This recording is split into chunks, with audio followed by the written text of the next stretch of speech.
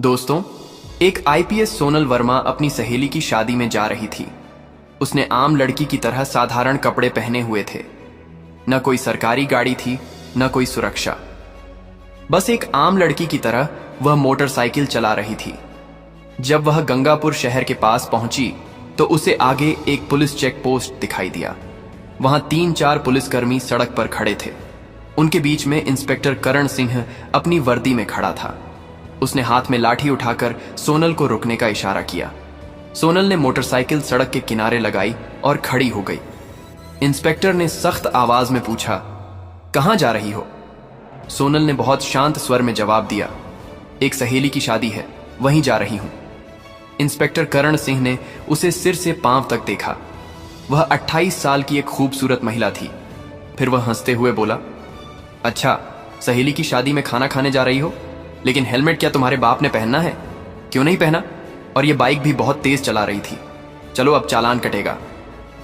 ऐसा कहते हुए उसने चालान की पर्ची निकालनी शुरू कर दी। सोनल समझ चुकी थी कि उसकी नीयत ठीक नहीं है और यह सब एक बहाना है। उसने कहा, सर, मैंने कोई कानून नहीं तोड़ा है। ओ मैडम, हमें कानून मत सिखाओ, करण झल्लाकर बोला।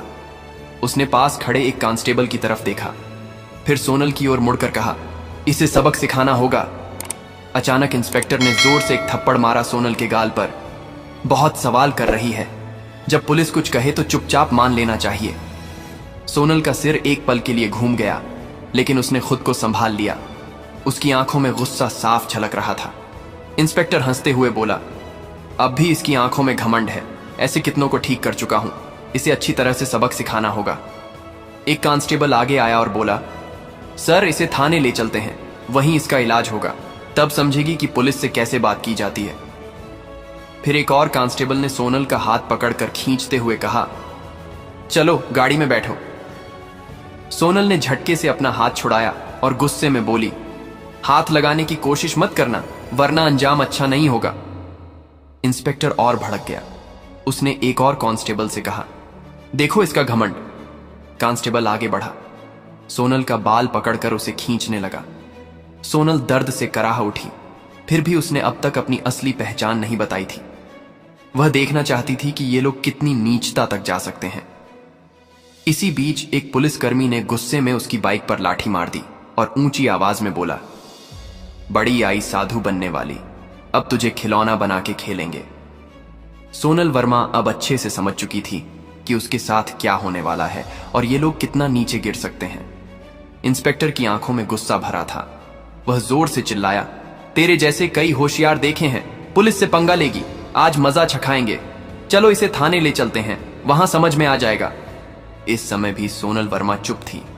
उसने अब भी अपनी पहचान उजागर करने की कोई कोशिश नहीं की। वह देखना चाहती थी कि ये लोग प्रशासन की कितनी बदनामी कर सकते हैं और एक आम नागरिक पर किस हद तक जुल्म ढा सकते हैं। इंस्पेक्टर करण सिंह अब खींच चुका था।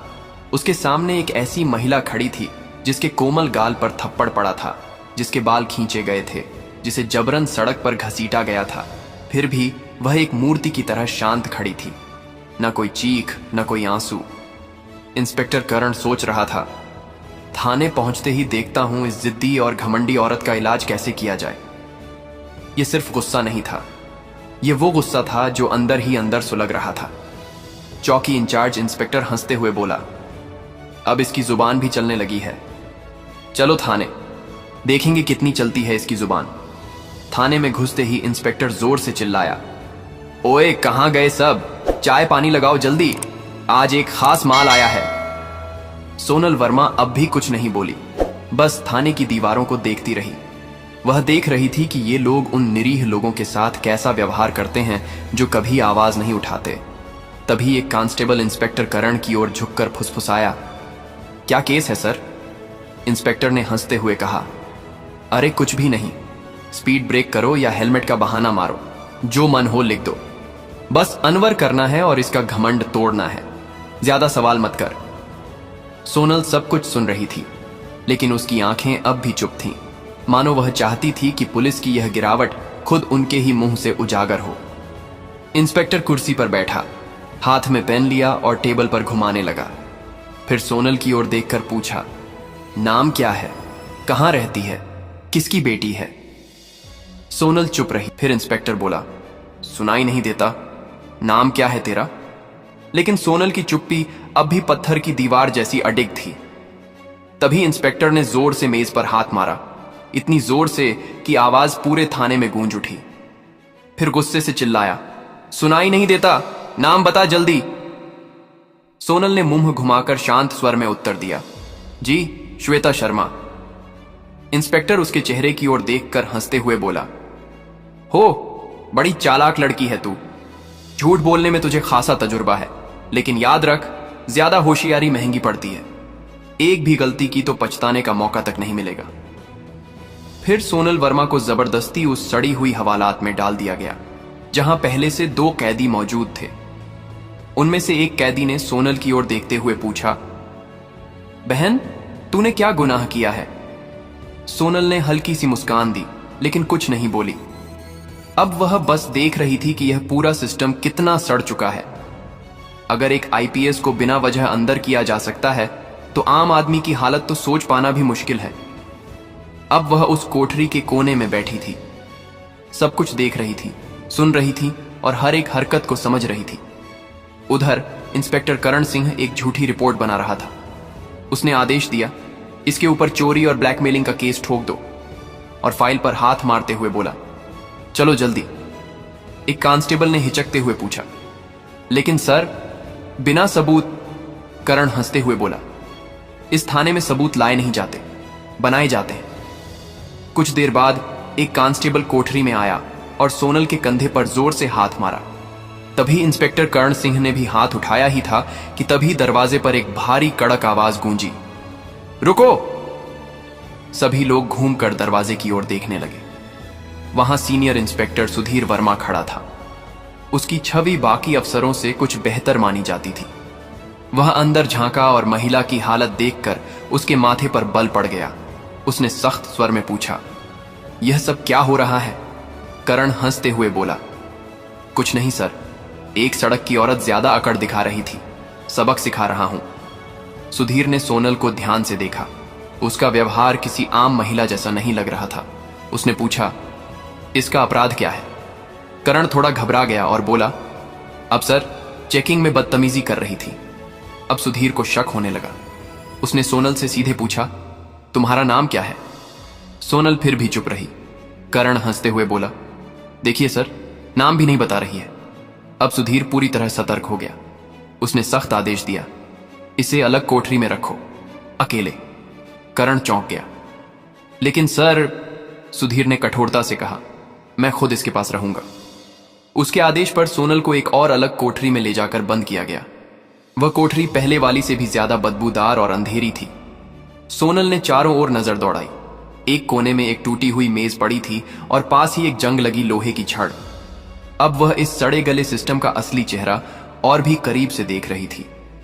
हर एक पल उसकी आंखें यह समझ रही थीं कि कानून अब सिर्फ फाइलों तक सीमित रह गया है। इसी बीच एक कांस्टेबल दौड़ते हुए आया और बोला, सर, बाहर एक बड़ी गाड़ी खड़ी है। करण चौंक गया। पूछा, कौन सी गाड़ी? कांस्टेबल घबराते हुए बोला, सर, सरकारी गाड़ी। करण तुरंत बाहर गया। गाड़ी के अंदर झांकते ही उसके होश उड़ गए। वह भागकर वापस आया और धीमी आवाज में बोला, सर।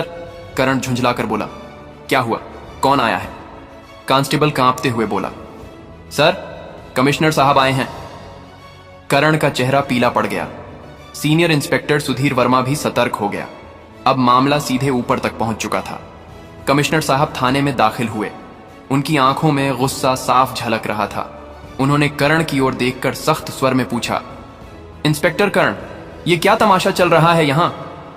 करण घबरा गया और बोला, कुछ नहीं सर, एक छोटा सा केस है बस। कमिश्नर साहब ने टेबल से फाइल उठाई और ध्यान से पढ़ने लगे। उनके माथे पर शिकन आ गई। फिर वह कोठरी की तरफ झांके और बोले, यह कौन है? करण तुरंत बोला, सर, इस महिला पर 420 और धोखाधड़ी का केस है। कमिश्नर ने सीधा सवाल किया, तुम्हारे पास सबूत है? फिर दोबारा बोले, कोई भी सबूत है तुम्हारे पास? अब करण पूरी तरह फंस चुका था। कमिश्नर साहब ने सीधे महिला की ओर देखा और पूछा, तुम्हारा नाम क्या है? और तभी पहली बार सोनल वर्मा ने हल्की सी मुस्कान दी और कहा, आईपीएस सोनल वर्मा। थाने में एकदम सन्नाटा छा गया। हर चेहरा पीला पड़ गया। करण के हाथ पांव कांपने लगे। बाकी सभी कांस्टेबल हैरान होकर एक दूसरे की ओर देखने लगे। करण के पैरों तले जमीन खिसक गई। जिस महिला को वह एक मामूली अपराधी समझ रहा था, वह थी वही अधिकारी जो पूरे जिले की प्रशासनिक व्यवस्था संभालती थी। वह कोई आम औरत नहीं थी, वह थी स्वयं आईपीएस सोनल वर्मा। जिस महिला को सड़क पर घसीटा गया था, जिसके बाल खींचे गए थे, जिसे थप्पड़ मारा गया था, जब यह सच्चाई सबके सामने आई, पूरे थाने में हड़कंप मच गया। सभी कांस्टेबल स्तब्ध हो गए।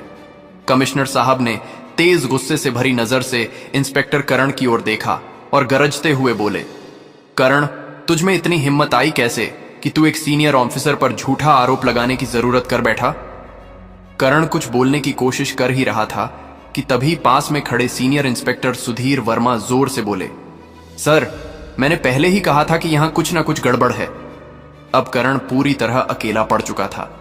तभी पहली बार सोनल वर्मा ने अपनी शांत लेकिन दृढ़ आवाज में सीधा फैसला सुना दिया, करण, अब तेरी नौकरी गई, तेरा सस्पेंशन पक्का और तेरे खिलाफ अब केस भी चलेगा। यह सुनते ही करण का चेहरा जैसे सफेद पड़ गया, सांस अटकने लगी। बाकी पुलिसकर्मी भी उससे नजरें चुराने लगे। सुधीर वर्मा ने तुरंत आदेश दिया, हवलदार साहब, इसे पकड़ो और लॉकअप में डालो। लेकिन तभी करण ने अपनी जेब से एक मुड़ा हुआ कागज निकाला और मुस्कुराते हुए बोला, रुको मैडम, ये पहले देख लो, फिर जो करना हो कर लेना। उसने कागज आगे बढ़ाया। कमिश्नर और सोनल दोनों की नजरें एक साथ उसकी ओर गईं। करण बोला, ये लो मेरा ट्रांसफर ऑन ऑर्डर। 3 दिन पहले ही मेरा तबादला हो चुका है। अब चाहे तुम जितना भी गुस्सा करो, मुझे नौकरी से नहीं निकाल सकती। पूरे थाने में फिर एक बार सन्नाटा छा गया। सोनल ने वह कागज हाथ में लिया और ध्यान से पढ़ा। कमिश्नर ने सुधीर वर्मा की ओर तीखी नजर डालते हुए कहा, जाओ देखो ये कागज असली है या सिर्फ दिखावा। सुधीर ने कंप्यूटर रिकॉर्ड खंगाला और फिर सिर उठाकर बोला, सर, यह असली है, लेकिन अब तक इसने नए इंस्पेक्टर को चार्ज नहीं सौंपा है। यानी अभी तक यहां का आधिकारिक इंस्पेक्टर यही है और सारे कुकर्म इसी के कार्यकाल में हुए हैं। अब इसे कोई नहीं बचा सकता। सोनल वर्मा ने करण की आंखों में आंखें डालकर कहा, अब तेरा नया ठिकाना वहीं होगा जहां तू दूसरों को डाला करता था। कमिश्नर ने भी सिर हिलाकर उसकी बात पर अपनी मोहर लगा दी। जैसे ही 2 कांस्टेबल उसे पकड़ने आगे बढ़े, करण फिर से चाल चल गया और जोर से बोला, रुको मैडम, मैं अकेला नहीं हूं। क्या आपको लगता है कि सारा दोष सिर्फ मेरा है? फिर वह थाने के बाकी पुलिस वालों की ओर इशारा करते हुए बोला, ये सब मेरे साथ थे, ऊपर तक सब शामिल हैं। इतना कहते ही कुछ पुलिस कर्मियों के चेहरों का रंग उड़ गया। सीनियर इंस्पेक्टर सुधीर वर्मा हालात को भांपकर एक एक करके सभी की ओर शक की नजरों से देखने लगे। सोनल वर्मा ने शांत लेकिन दृढ़ स्वर में कमिश्नर की ओर देखते हुए कहा, अब इस पूरे थाने को साफ करना होगा, कोई नहीं बचेगा। कमिश्नर ने भी सिर हिलाते हुए कहा, जो हुक्म मैडम, अब एक एक करके सबका हिसाब लिया जाएगा। यह बात मुंह से निकलते ही थाने के भीतर बिजली सी गिर गई। थाने के बाहर कुछ पत्रकार पहले से खड़े थे। उन्हें पहले से ही शक था कि थाने के अंदर कोई बड़ा घोटाला चल रहा है।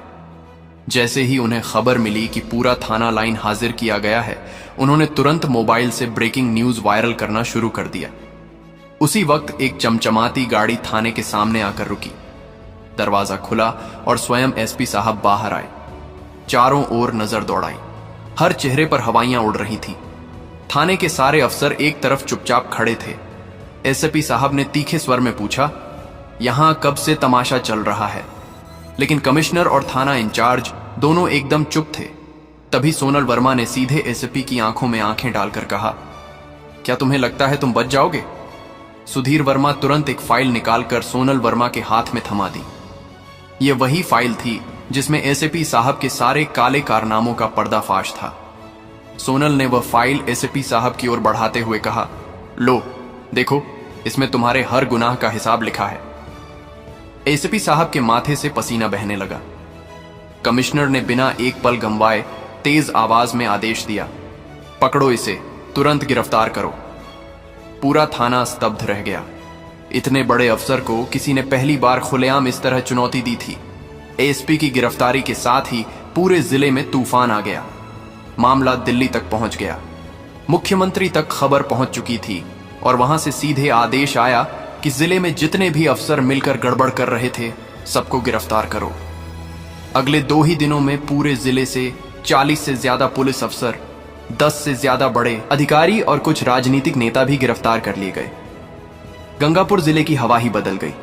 अब चारों तरफ सिर्फ एक ही नाम था, आईपीएस सोनल वर्मा। उनकी ईमानदारी और साहस की चर्चा हर जुबान पर थी। वह महिला जिसने पूरे सड़े गले सिस्टम को हिलाकर रख दिया था। अब प्रशासन में एक नई गति, एक नई सोच और सबसे अहम एक नया डर आ गया था। अब कोई भी यह नहीं कह सकता था मुझे कुछ नहीं होगा। सोनल वर्मा का काम पूरा हो चुका था। उन्होंने साबित कर दिया था कि अगर मन साफ हो, नीयत सच्ची हो तो पूरा देश भी सुधारा जा सकता है। तो दोस्तों, अगर आपको यह कहानी पसंद आई हो तो एक प्यारा सा लाइक जरूर ठोक दीजिए और हमारे चैनल स्टोरी दर्पण को सब्सक्राइब करना ना भूलें। आपका एक एक लाइक हमारे लिए मोटिवेशन की तरह काम करता है और हमें ऐसी ही मजेदार कहानियां लाने के लिए और भी जोश देता है। तो दोस्तों, मिलते हैं ऐसी ही एक नई इंटरेस्टिंग वीडियो के साथ। तब तक के लिए जय हिंद।